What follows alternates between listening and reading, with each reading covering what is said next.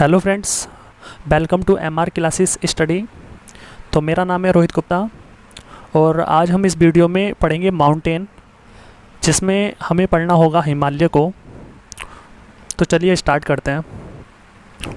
उससे पहले हिमालय को बताने से पहले ये जो पर्वत होती है, पहाड़ी, पठार, रेंज, श्रेणी जिसको हिंदी में बोलते हैं, और ये पर्वत श्रृंखला जो होती है, इसमें क्या डिफरेंस होता है, क्या अंतर होता है, सबसे पहले इस पर डिस्कस करते हैं।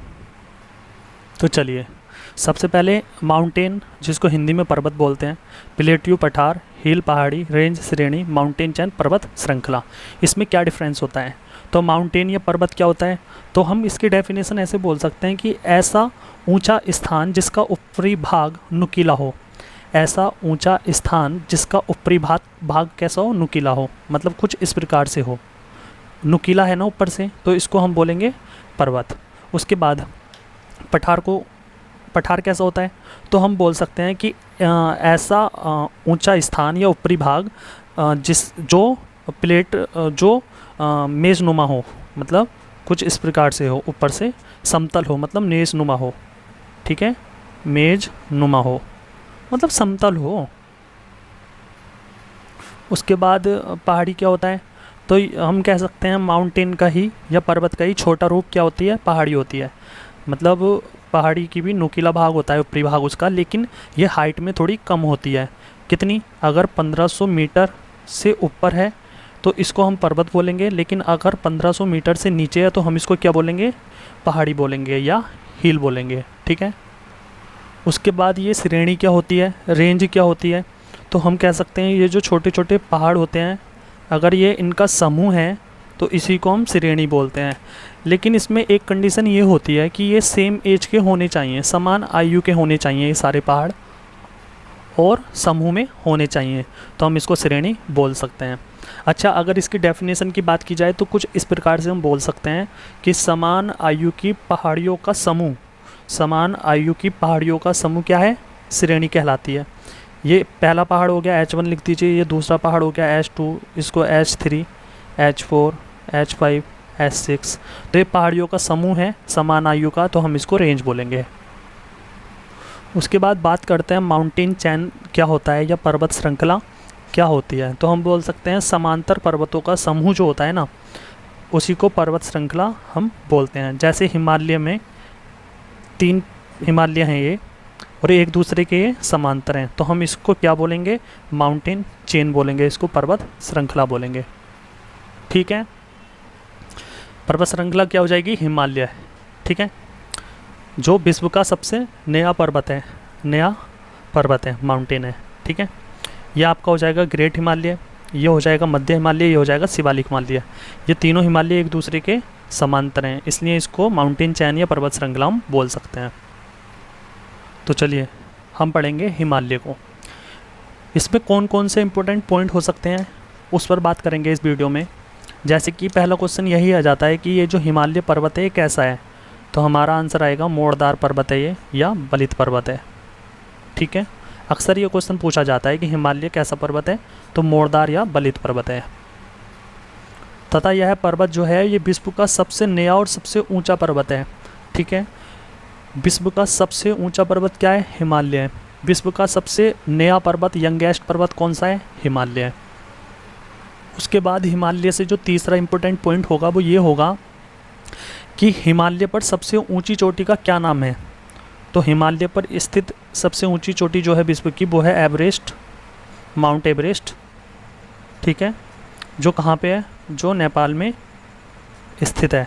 अच्छा, नेपाल में इसका दूसरा नाम है, किस नाम से जाना जाता है नेपाल में, तो नेपाल में इसको जाना जाता है सागर माथा के नाम से, सागर माथा के नाम से इसको जाना जाता है। इसके बाद अगर इसकी लंबाई की बात की जाए, हाइट की बात की जाए, ऊंचाई की बात की जाए, तो ये है लगभग 8850 मीटर। ठीक है, 48 नहीं है, बहुत सा डाउट रहता है कि 8848 मीटर है, तो 8848 मीटर पहले था, अब इसकी ऊंचाई बढ़ गई है प्लेटों के टकराने से, क्योंकि प्लेट अभी भी टकराती हैं, तो अब इसकी हाइट जो हो गई है वो 8850 मीटर हो गई है।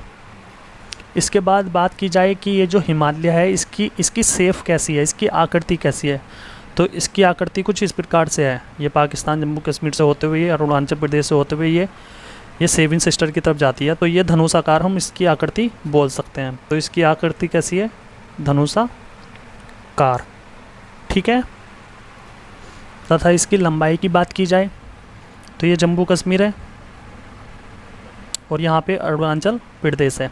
तो इसकी लंबाई यहाँ से यहाँ तक कितनी है? पश्चिम से पूरब की तरफ, तो 2500 किलोमीटर की लंबाई है, ठीक है। उसके बाद अगर एक क्वेश्चन ये भी आ जाता है कि हिमालय का सबसे पूर्वी चोटी का क्या नाम है? सबसे पूर्वी चोटी का क्या नाम है?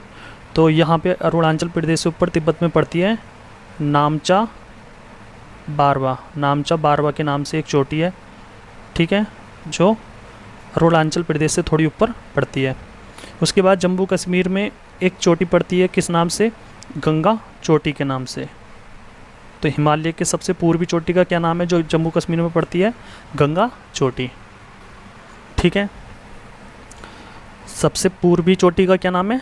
नामचा बारवा। ये पूरब है, सॉरी मैंने इससे पहले पश्चिम बता दिया था। ये पूर्वी हिस्सा है इसका हिमालय का और ये पश्चिमी हिस्सा है, ठीक है। तो सबसे पूर्वी चोटी का क्या नाम है? नामचा बारवा। और सबसे पश्चिमी चोटी का क्या नाम है? गंगा चोटी। उसके बाद जो नेक्स्ट पॉइंट हो जाएगा वो ये हो जाएगा कि हिमालय का क्षेत्रफल 5 लाख वर्ग किलोमीटर में स्थित है। हिमालय का जो क्षेत्रफल है वो 5 लाख वर्ग किलोमीटर क्षेत्र में स्थित है, ठीक है। छठा पॉइंट क्या हो जाएगा? तो छठा पॉइंट ये हो जाएगा कि हिमालय के उत्तर में क्या पड़ेगा भाई? तिब्बत। मैं मैप में बता देता हूँ, ये सारा हिमालय हो जाएगा, यहाँ पे तिब्बत पड़ेगा। और तिब्बत के उत्तर में क्या पड़ेगा? तो कुनलुन पहाड़ी पड़ेगी। कौन सी पहाड़ी पड़ेगी? तो हम कह सकते हैं कि हिमालय के उत्तर में कौन सी पहाड़ी पड़ेगी? हिमालय के उत्तर में पहाड़ी नहीं, पर्वत पड़ेगा, कुनलुन पर्वत, ठीक है। इसके बाद कभी कभी क्वेश्चन ये भी पूछ लेता है कि हिमालय को पाकिस्तान में क्या बोलते हैं? तो पाकिस्तान में इसको बोलते हैं सुलेमान पर्वत। उसके बाद अगर बात की जाए अफ़गानिस्तान में इसको क्या बोलते हैं? तो अफ़गानिस्तान किस नाम से बोलते हैं? हिंदुकुश पर्वत, ठीक है। उसके बाद जैसा कि आप जानते हो कि हिमालय जो है वो पश्चिम से पूरब की तरफ होते हुए और दक्षिण की तरफ मुड़ रहा है। यहाँ से इस प्रकार से होते हुए ये पूरब की तरफ होते हुए दक्षिण की तरफ जा रहे हैं। तो भारत के विभिन्न राज्यों में इसको अलग अलग नाम से जाना जाता है।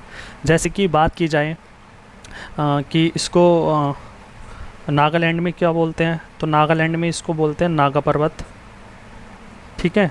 मणिपुर में इसको बोलते हैं मणिपुर पर्वत। और उसके बाद अगर बात की जाए अरुणाचल प्रदेश में इसको क्या बोलते हैं? तो अरुणाचल प्रदेश में इसको बोलते हैं पटकाई पहाड़ी। क्या बोलते हैं? पटकाई पहाड़ी। उसके बाद अगर बात की जाए कि मिज़ोरम में इसको क्या बोलते हैं? तो मिज़ोरम में इसको मिज़ो पर्वत बोलते हैं या पहाड़ी बोलते हैं, ठीक है। और जैसा कि आप जानते हो विश्व का सबसे नया पर्वत और सबसे ऊंचा पर्वत जो है वो हिमालय है।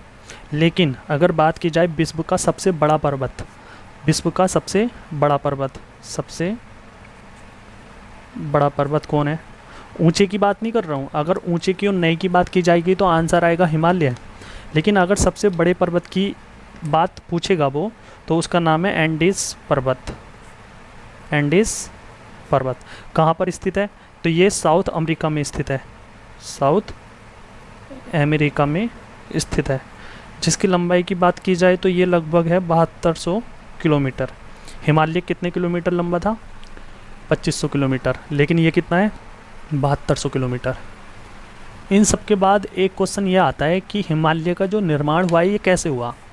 तो हम कह सकते हैं कि प्लेटों के टकराने से हिमालय का निर्माण हुआ। अच्छा, ये प्लेट क्या होती हैं? ये प्लेट क्या होती हैं? तो हम बोल सकते हैं कि पृथ्वी के अंदर का जो स्थल वाला भाग होता है, लिथोस्फीयर वाला जो पार्ट होता है स्थल वाला, और उससे नीचे कौन सा भाग होता है? तो एस्थीनोस्फीयर होता है, मतलब दुर्बलता मंडल हम बोल सकते हैं, जिसमें मैग्मा भरा होता है। तो उनके जो बीच का पार्ट होता है ना, उसी को हम प्लेट बोलते हैं, ठीक है। चलिए, जैसे मैं आपको बता देता हूँ, जैसे ये पृथ्वी का समतल वाला पार्ट हो गया, ऊपरी भाग, ठीक है, हो गया। अब मान लीजिए इतने क्षेत्र में ये यूपी है, उत्तर प्रदेश है, ठीक है। तो अब यहाँ से 100 किलोमीटर जब आप नीचे जाओगे तो इस पार्ट को तो हम 100 किलोमीटर नीचे वाले पार्ट को तो हम क्या बोलेंगे, स्थल वाला पार्ट ही हम बोलेंगे।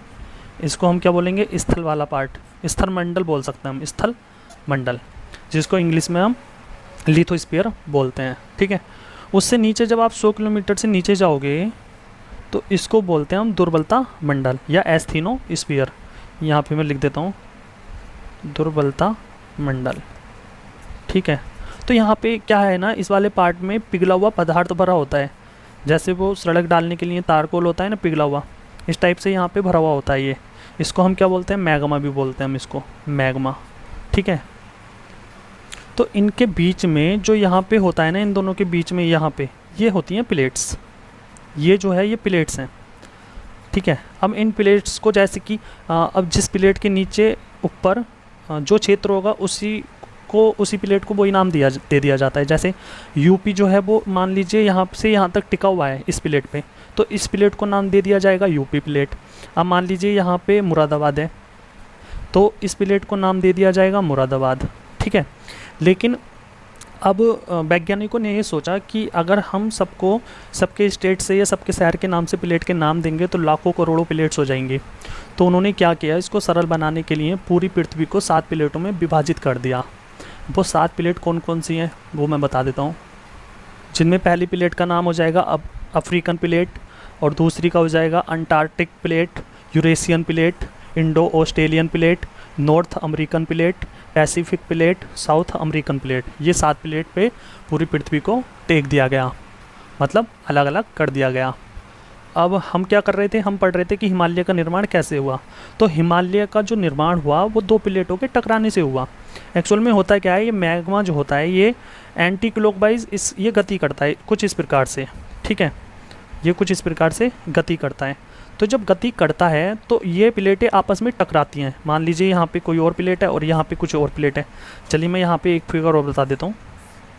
जैसे कि मान लीजिए ये है सिस्टम, यहाँ पे एक प्लेट, यहाँ पे मान लीजिए, यहाँ पे प्लेट 2 मान लीजिए, यहाँ पे मैग्मा है। तो ये कुछ इस प्रकार से जब गति करेगा एंटी क्लॉकवाइज तो ये प्लेटें आपस में टकराई।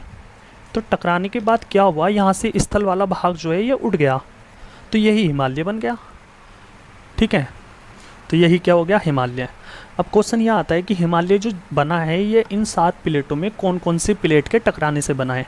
तो हमारा आंसर होगा यूरेशियन प्लेट और इंडो ऑस्ट्रेलियन प्लेट। अच्छा, यूरेशियन प्लेट कौन सी होती है, यहाँ पे मैं लिख देता हूँ, यूरेशियन प्लेट और कौन सी प्लेट के टकराने से बना है, तो Indo Australian plate, Australian plate. ठीक है, इन दोनों प्लेटों के टकराने से हिमालय का निर्माण हुआ। अच्छा, यूरेशियन प्लेट का मतलब यही है जिस पे यूरोप और एशिया टिके हैं उसको यूरेशियन प्लेट बोलते हैं। इंडो ऑस्ट्रेलियन का मतलब है जिस पे इंडिया और ऑस्ट्रेलिया टिके हैं उसको इंडो ऑस्ट्रेलियन प्लेट बोलते हैं।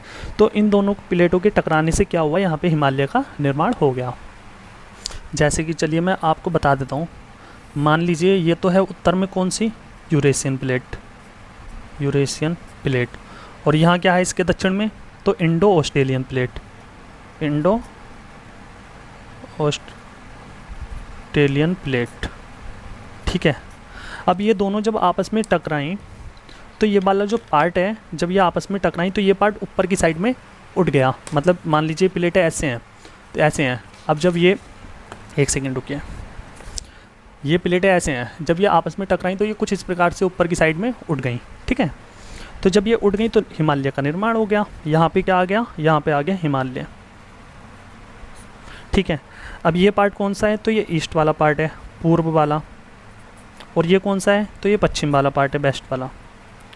अब ये जो मैग्मा गति करता है ये कैसे करता है, तो ये एंटी क्लॉकवाइज करता है कुछ इस प्रकार से यहाँ पे। तो सीधी सी बात है, जब इस प्रकार से गति कर रहा है तो स्पीड यहाँ पे होगी इसके मोशन की, इसकी गति करने की स्पीड जब यहाँ पे ज़्यादा होगी, यहाँ पे होगी कम। तो पूर्वी भाग जो है हिमालय का ये ऊंचा होगा स्पीड पड़ने की वजह से, और पूर्व पश्चिमी भाग क्या होगा, थोड़ा नीचा होगा। तो क्वेश्चन कभी कभी ये आ जाता है कि हिमालय का कौन सा भाग सबसे ऊंचा है, तो कौन सा भाग सबसे ऊंचा है, पूर्वी भाग सबसे ऊंचा है। ठीक है, उसके बाद क्वेश्चन ये भी आ जाता है कि हिमालय के किस भाग में सबसे ज़्यादा वर्षा होगी। तो हिमालय के किस भाग में सबसे ज़्यादा वर्षा होगी? तो जो भाग ऊंचा होगा उसी भाग में सबसे ज़्यादा वर्षा होगी। तो पूर्वी भाग ऊंचा है तो यहाँ पे पूर्वी भाग में ही सबसे ज़्यादा वर्षा होगी। वर्षा की वजह से क्या होगा? हरे भरे जंगल मिलेंगे। तो जब जंगल मिलेंगे तो सीधी सी बात है सबसे ज़्यादा जानवर भी यहीं पर मिलेंगे। तो जानवर जब सबसे ज़्यादा यहाँ पर मिलेंगे और वन क्षेत्र भी यहाँ पर ये सबसे ज़्यादा, तो हम इसको क्या बोल सकते हैं? जहाँ पर जानवर और वन क्षेत्र होता है सबसे ज़्यादा उसको बोलते हैं हम जैव विविधता, जिसको इंग्लिश में हम बायोडाइवर्सिटी बोलते हैं। तो हिमालय के किस पार्ट में सबसे ज़्यादा जैव विविधता पाई जाएगी? पूर्वी भाग में पाई जाएगी। ठीक है। अच्छा, अब क्वेश्चन ये आता है कि क्या अभी भी ये प्लेट टकराती हैं? तो हाँ, ये अभी भी प्लेटें टकराती हैं। विश्व की जो सबसे ऊंची चोटी है वो है माउंट एवरेस्ट, जिसकी ऊंचाई कितनी है? 8848 किलोमीटर पहले थी। सॉरी, किलोमीटर नहीं, मीटर। ऊंचाई हमेशा मीटर में मापते हैं। तो इसकी हाइट कितनी थी? 8848। लेकिन प्लेटें अभी भी टकराती हैं। तो टकराने की वजह से स्थल वाला भाग जो है वो उठेगा, हमेशा उठेगा। तो अब इसकी हाइट जो हो गई है वो कितनी हो गई है? 8850 मीटर की हो गई है। ठीक है। मतलब हर ईयर की बात की जाए, हर साल स्थल वाला भाग कितना उठता है प्लेटें टकराने की वजह से? तो हम कह सकते हैं 3 से 7 सेंटीमीटर पर ईयर के ऑर्डर में उठता है। मतलब एक साल में 3 से 7 सेंटीमीटर के करीब उठता है पर्वत। तो चलिए, अब नेक्स्ट वीडियो में हम बात करेंगे जो हिमालय के भाग हैं, जैसे कि ग्रेट हिमालय है और बीच में मध्य हिमालय है, शिवालिक हिमालय है, यहाँ पे सबसे उत्तर में कौन सा है? ट्रांस हिमालय है। तो इन चारों पर हम बात करेंगे नेक्स्ट वीडियो में। ठीक है, तब तक के लिए thank you so much. Okay, bye.